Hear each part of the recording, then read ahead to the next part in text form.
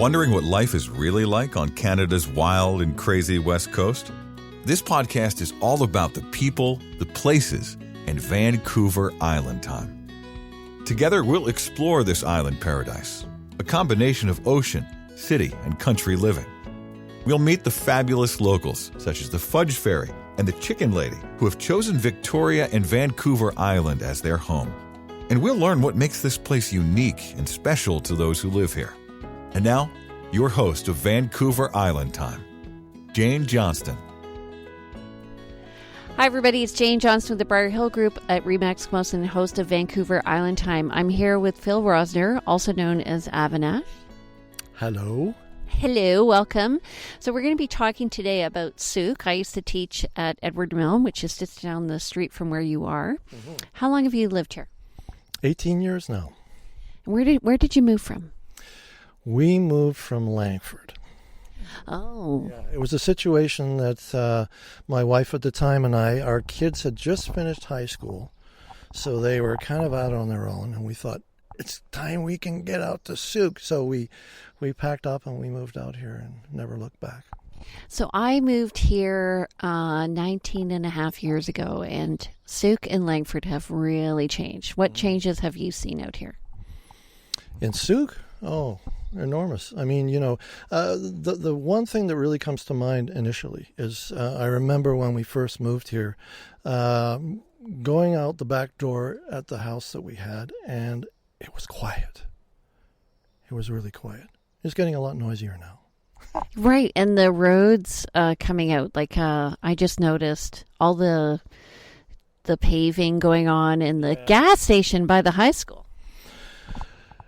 Yeah, growth. It's like I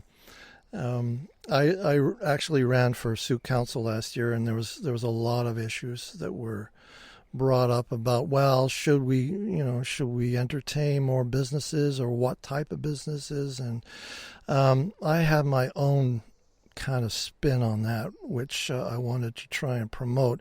I mean, when we first came here, there was talk about having a bypass road, okay, so that you missed the center of town. And it got stalled along the way. I mean, they put in one Wadham's Way, but that's only part of it. It was supposed to extend out both ends. It would be wonderful if that would have happened, because what could happen then is the whole center of town could be developed beautifully with little shops. We could have more walking areas, et cetera, but it doesn't appear to be happening at this point. So, it's interesting because Ladysmith put Highway 1 right through the center of town, and they bypassed their little downtown. But I found it affected the downtown. People ended up driving right through. I think there's ways of really doing it effectively so that you can draw people in. I mean, you've got people driving out from Victoria, say, okay, so it's a long drive. Instead of going straight out the road, hey, well, let's stop, and there's some nice parking areas here, some little parks and stuff, and we can then walk into town and maybe have a bite to eat and stuff. And it could be really sweet. I mean, but this is my idea. I know a lot of other people presented this kind of idea as well, but it doesn't seem to be happening at this point. So, in terms of places to eat in Sooke, there are quite a lot of nice restaurants, right? Don't you find? I got to be honest with you. Yeah, so I hear. But I don't, my wife and I don't really go out that much to restaurants. Yeah, because, I mean, we're on this beautiful property here, and it's like, well, and I love to cook, So I cook up some stuff, and we stay here. But, yeah, there are some sweet little restaurants in town here. Where do you go for your groceries then? Well, I like to shop in town. Like when we say in town in Sooke, we mean Sooke Town, not Victoria. So because I like to support the businesses, right? So I like to go to Western Foods or the other grocery store. But there's also, of course, the little the Saturday what do you call them? Market. The Saturday market, yeah. So the local growers will come and they'll have their stuff available then. That's great because it's mostly organic. Yeah. So, what are the businesses that are involved in the community in Sooke? Well, there's quite a number of businesses. One of the upsurges recently has been, believe it or not, breweries. And that's something that's not of particular interest to either my wife or I, because neither of us drink. But they seem to have these little craft breweries which they've set up, and they've been winning awards and that sort of thing. So there's that. There's a manufacturer for cosmetic products made out of seaweed that's been here for years. I used to do a little bit of work with a lady who started that. And there's a number of nice little coffee shops, bakeries, that sort of thing. Do you find that the tone or tenor of the city changes in the summer? Because, is it touristy here? Well, again, as to what I was saying before, it's, it does tend to be touristy. However, I think that a lot of the traffic is heading further up. Like to Port Renfrew? Yeah, to places like China Beach and even Shirley District and up and around there, French Beach. Yeah, because those are wonderful places. But again, some people will stop in town here, obviously, and pick up some supplies or a coffee or whatever.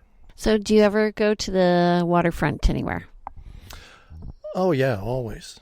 There's Whiff and Spit, and Whiff and Spit's a wonderful place to go.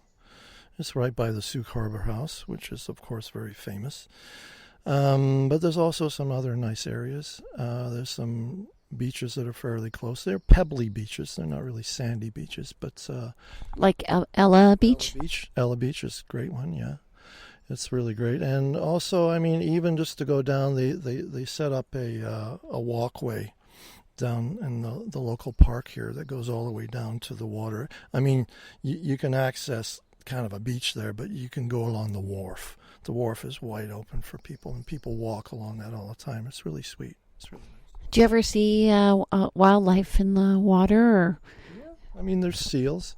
I've never seen an orca, but they're around. I've seen videos of people there who have actually had them come right under their boat, just a short ways off from Sooke Harbor. I do know they go by. I've seen them here. They're kind of scary. There's two pods, right? Yeah. So there's a local. Local pods, yeah. And what about in terms of tourism, like fishing and stuff like that? Big fishing community here? Yeah, fishing's really big. It's something that's covered weekly in our local newspaper, right? So they talk about all the fishing stuff. I'm not a fisherman myself, but it's obviously very big. And there's lots of, you see there's a lot of salmon caught and halibut as well. But, yeah. Do you go up to the potholes? You know what?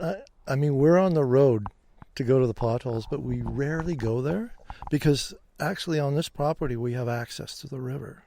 So and in the summer it's great. We don't have those deep potholes like they do up there, but we can swim right in the river here. It's awesome. Cool. Well, actually, when I was a teacher at Edward Milne, some of the students had called in sick for the day, and then the next day there was a picture in the Sooke newspaper showing them at the Sooke potholes. Sneaky. They sneaked out, eh? Yeah. So Sooke used to have a reputation for kind of being a bit down and out, and I think that's changing. What do you think is the reputation now? Yeah, I totally agree with that. Back when, going back about 20 years, I think it was kind of considered a redneck town because everybody was a logger. One of my first bands that I played in the early 70s, both of the guys lived out here. And they were both involved in the logging industry. One of them was a faller, right? And, of course, every year they'd have the big event down on the Sooke Flats here where they would... Oh, the Canada Day too, right? Yeah, where they climb up poles and chop trees down and stuff like this. So it's... it shifted a lot. To a degree, still on a daily basis you see huge trucks going through Sooke carrying logs, right? But I don't think that's happening too much really locally. So I think things are kind of shifting more and more towards tourism and towards small kind of cottage businesses. Yeah. To me, there's two groups of people out here. So there's the people who have grown up and lived here for a long time. Right. They call them Old Sooke. Yeah, this term came up while I was running for council. Somebody said, well, you got to be careful because that's Old Sooke stuff. And I went, what do you mean Old Sooke? I wasn't aware of the term at the time. But yeah, there's definitely a lot of people who are grown up here, as you say. And then there's the kind of the more newer community in the Sun River Estates nearby. Yeah, well, this is the thing, I mean, as you're probably aware, Sooke is, I think it's the second fastest growing community on Vancouver Island, if not BC. When I was working in the tech industry, I, of course, was driving into Victoria every day and back. And sure, I noticed there was a fair amount of traffic, but fairly recently, I noticed a huge upsurge. I was actually in Victoria one day, very, very early, and I was heading back to Sooke at around 6:30 in the morning, and it was a constant stream of traffic coming out of Sooke. So it's only natural. I mean, we are a community that has a lower price real estate compared to Victoria, obviously, and people, they don't mind. Comparatively, they'll buy a house out here for a lot less money. They don't mind driving in and out. However, the road is a different subject. Yes, let's talk about the road. So one road versus two roads. Well, it's a tough one. I mean, it's and this is a real bone of contention with a lot of people in Sooke, is because we just have the one road. There's some other access roads that you can, if something gets stuck on the main road, that you can come through Gillespie Road through East Sooke or whatever. But for the most part, if something happens on the road, you can be stuck for a while. What about, do you think that the population will continue to change? Because to me, the West Hills community in Langford kind of hijacked a bit of the development in Sooke that was happening 15 years ago. I think a lot of the developers now are starting to get a little bit wise as to the situation, because they realize that a lot of people coming out here don't have they don't have a huge amount of money. They can't spend like $800,000 for a house. So what they've been doing is they've been building houses that have, for instance, a suite in the basement, so that they can, somebody can buy the house and then of course they can rent the suite. So one of the things that I thought was maybe missing in this area was a hospital or like that sort of infrastructure. Is that coming? I was just going to talk about that. Yeah. There was an agreement. They've been working on it for a while. Our mayor, who is now in her third term, I think, or maybe second term, she's been a real steadfast proponent of really kind of propping that up, because it's been very hard. For instance, it took me 16 years on a wait list to get a doctor in Sooke. That's a long time. So, but what's in recently, the province and the community have gotten together, and there's going to be a large expansion with regards to medical facilities here. Right, because everybody has to go to, like, if you want to go to the hospital, you have to go to View Royal. Yeah, I mean, even for x-rays and stuff. But with a new facility, it sounds like they're really going to have a lot more kind of medical things that they're going to be able to handle. So, including more doctors. That's a good thing. Yeah, we that is one thing I would say about living on Vancouver Island, is surprisingly how few doctors there are. Let's talk about the wildlife. Tell me do you see bears out here? As I say, I've been here for 18 years now, and we occasionally see a bear. You come around the corner in the road up on Otter Point Road or whatever, and there's a bear, and he's gone up in the forest. So, but last year, first off, we had a bear in the apple tree, And it was like, oh, he's way up the apple tree. Okay. And then, oh, he's coming down the apple tree. Okay, goodbye. But the next day, I don't know if it was the same bear or not. I was in the kitchen here, and I looked out the window, and this big guy came walking across here. And I came out, and I stood on the deck here, and he was not 10 feet away. And he just kind of ambled by. He ate some grass, and he just kind of ambled by, and I got it all on video. And he just walked up the driveway, and then he stopped and looked at me, and I said, "Have a nice day." And he just kind of took off. And he was back the next day, and he laid down and fell asleep right on the grass there. That's amazing. About 20 minutes. And it was an amazing thing because I had never been that close to a large mammal like that, animal. And it was so beautiful because it was so grounded, you know. It had this presence about it that was just really amazing. It was a very, very special day. Have you seen a cougar? No, but I do have a story. Okay, tell me the story. We get bunnies, okay, the little brown bunnies, right? So my landlord, Mark, who lives right across the way here, he was in his kitchen early. He gets up quite early one morning, and the light was just coming up, and he looked out his window, and he said, "What is that? Is that a bunch of bunnies lying there?" And all of a sudden, it moved, but it moved as one, and it was a cougar. And it was laying there in front of his window, and it got up, and he says it started walking up the driveway, and then it just kind of looked back at him, and then turned and took off. We had a cougar when I lived in Machosen near Pearson College walk through our backyard. Wow. And my son was in the backyard. Oh, wow. I don't think that they're prone to attack humans. No, I've heard of people with little pets, you know, sitting on their deck with Fifi, and suddenly they turn around and Fifi disappears. I don't think so, Well, but I have heard of eagles coming down and getting Fifi. yeah, I mean, there was a situation. The puppy, who is now my dog Coco, who's now I think almost 7 years old.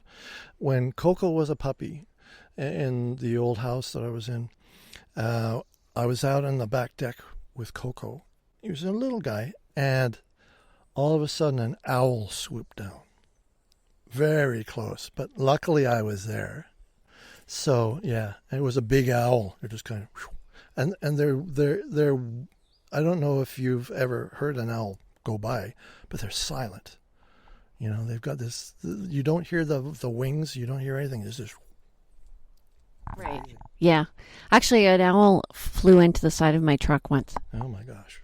Near where we lived, and so I stopped the car, and I was like, "What is?" Because I wasn't sure what had happened, right? And I backed up, and the owl was just sitting there, and I waited around until it was okay. Oh, cool. I do find though, like when I go, I'm from Ontario originally. When I go back and compare the lifestyle of here versus there, we do have way more animals and birds and stuff. It's just we get spoiled here. Don't you agree? Yeah, I do. And, you know, I have a bit of a bone of contention, as it were, with regards where I live, because this road here that goes to the potholes, sometimes I don't know if it's people that want to get there super fast, and they're going pretty fast down this road. And there's wildlife all around. I mean, there's bunnies, there's bears, there's deer, lots of deer. And, you know, it's unfortunate when one gets, you know, hit. It's because it doesn't always have to happen. Yeah, well, I drive a car now that's pretty quiet, and I find they don't hear me. But generally, they've become a bit habituated to, like, I see the deer stand at the side of the road and look both ways before crossing. Yeah, they're learning about us humans, right? Okay, so top 3 things about Sooke that you love. Nature. It's a pretty tight-knit little community. Nature. And your friends? Yeah, well, I mean, I got friends everywhere. But yeah, there's a lot of friends out here as well, for sure. Okay, so if people want to get in touch with you, how do they do so? They can email me at Phil N. Rossner, all one word, Rossner, at shaw.ca. Okay, and if you want more information about the Sooke community, contact me. I'm Jane Johnston with the Briar Hill Group at Remax Camosun and host of Vancouver Island Time. Welcome to the neighborhood of Sooke. Take care. Have a great day. Vancouver Island Time is brought to you by the Briar Hill Group at Remax Camosun, Victoria, where we bring local expertise and global presence to your property. Hi, everybody. It's Jane Johnston with the Briar Hill Group at Remax Camosun and host of Vancouver Island Time. I'm here with Phil Rossner, also known as Avinash. Tell me, where did you get the name Avinash? What does that mean? Avinash actually means indestructible.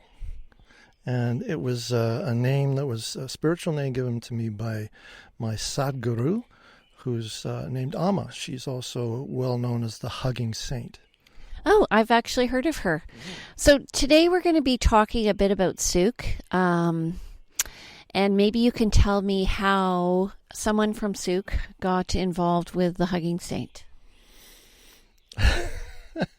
It's a long story, I'm sure. Yeah, for sure. Well, it's basically I learned about Amma through a friend of mine who was in a music group with me. And my music group, we did song and chant from all different spiritual traditions. And she became a devotee of Amma. And at one point I inquired, well, tell me more about this. And she gave me a book. And so I devoured the book. And then Amma comes to the Pacific Northwest every year from India. To Seattle, right? Yes, that's correct. So I went down to Seattle. I actually, I didn't have enough money at the time, so I actually sold one of my guitars. My main guitar, actually. So that's how I really wanted to go down and check it out. And I was blown away. She's an incredible phenomenon. And the thing that's so beautiful about Amma, compared to maybe some other so-called spiritual teachers, is she walks the talk. And it's amazing to see what she's done in the world. She's hugged over 36 million people. Can you believe this? Does she hug you at the event? Yeah. Every single person? Every single person. I've seen her sit there for 16 hours straight. I've gone and come back. But it's not like, hug, push away. Everyone is special, from the beginning to the end. And she's as fresh when she's finished as when she started. Well, that probably gives her energy too. Absolutely, yeah. It's all about Shakti energy. When you're as totally in tune as she is, then it's just, she has constant energy. It's amazing. It's funny because I often get asked by people in the real estate industry, how do you do everything you do? But what I found is I just do what I like to do now, and that gives me the energy. Right. Yeah, what you love, eh? Exactly. Yeah, I like working with people, and I'm very resource-based, so I like connecting people with, their needs, and it's not always about real estate. Sure. Yeah, I can totally understand that. So tell me what you do exactly. Well, I do a number of things. I'm semi-retired. Well, I say semi-retired because I'm retired from the regular kind of workaday world. Okay, I was involved in the high-tech industry for many, many years. And so when I retired from that, I decided that, hey, now I can do all the things that I like. And I'm busier now than I used to be when I was working because what I'm doing now is all the things that I love. And that includes music, obviously. And my music thing is like a triangle because I do the song and chant from spiritual traditions. I do a John Lennon thing, the John Lennon shtick, with the whole John Lennon thing. I even talk like him, And, do you wear your clothes while you're doing it? Do I wear clothes? You don't do a Yoko Ono thing. I don't do the two virgins thing, no.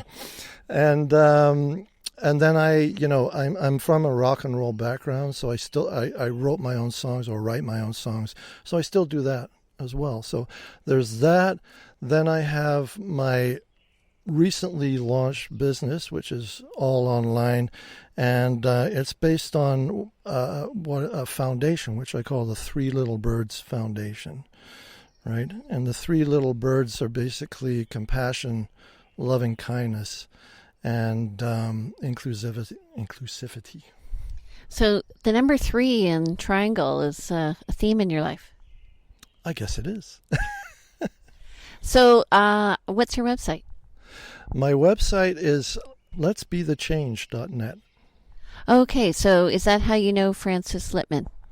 Not necessarily from that. I've known Francis for years and years and years.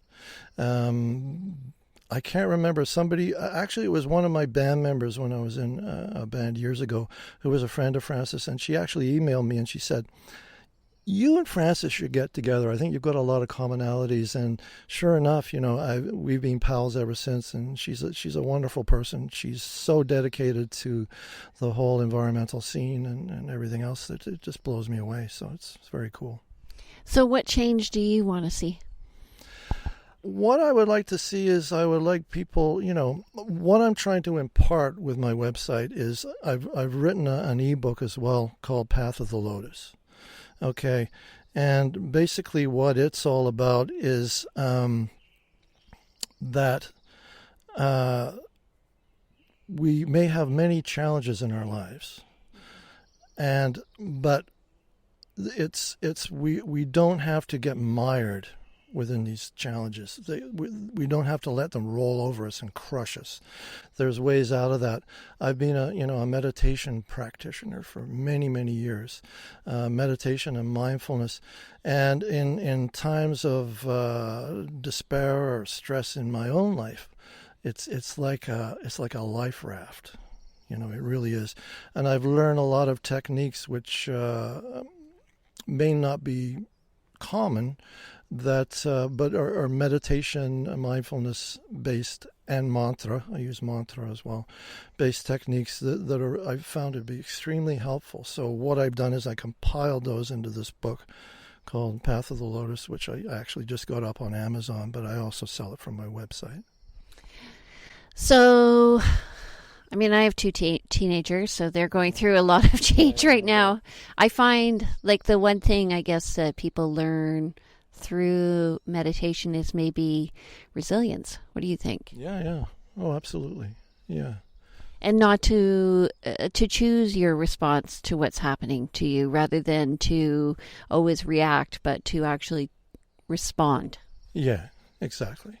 It's and I can only speak, of course, from what's happened in my own life, but I've been in situations where something has happened which normally in my past would have really caused a lot of anger to rise. But now it doesn't react in the same way. I kind of stand back and I look at the situation as it is, and there's not an instant response. It's almost like a gap, like in the British Underground, they say, mind the gap. Well, it's the same kind of thing. You get kind of a gap, and you can kind of, rather than just respond like this, you can have an opportunity to look deeper as to what's really going on. Mm-hmm. I find that interesting. I talk about closing the gap often with my clients. So determining what their needs are and where they want to be in terms of lifestyle. It's not just lifestyle. It's like choices down the road and helping guide them to that place. Right. Yeah, well, it's a similar kind of thing, right? But you didn't think real estate was so philosophical. No, it's all about community as well, for sure. It's, there's a story in Buddhism that about a monk who's having trouble. Well, he's a guy. He's having trouble in life. He goes to a monastery, and then he goes. He learns a bit of meditation. Then he goes up on a hill and he builds himself a hut, and he meditates and he thinks, oh, this is great, this is great. And the master comes up when the guy's not there and he burns down his hut.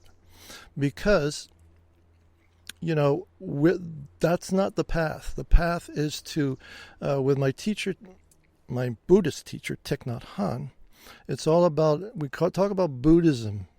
Buddhism isn't just meditation for me, right? It's he talks about engaged Buddhism. That is, you learn these skills and then you take them out into the world, and you impart them out into the world, right? So the guy on the hill is just benefiting himself, not society. Yeah. He's just totally being, like it's just about me, but it's not about him. We're all connected. Another term which my teacher Thich Nhat Hanh came up with is interbeing.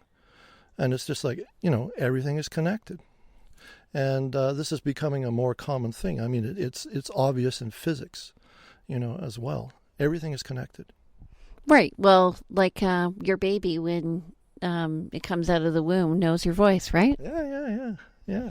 Have you ever read Man's Search for Meaning by Viktor Frankl? No, I haven't.